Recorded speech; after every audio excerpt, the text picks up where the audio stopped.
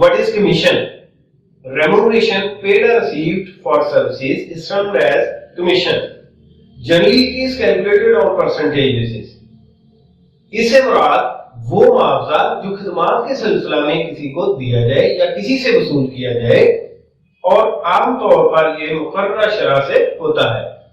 अगर किसी को दिया जाए तो खर्चा और अगर किसी से लिया जाए तो कारोबार की आमदनी होता है।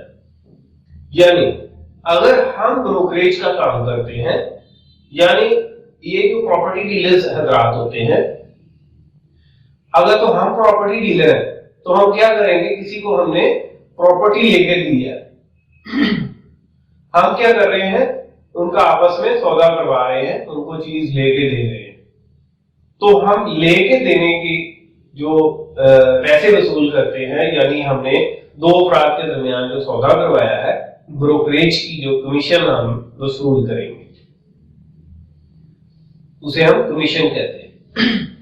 और अगर हमने कोई चीज खरीदी है तो किसी ने हमें वो चीज लेके दी है तो उसे हम कमीशन पे करेंगे।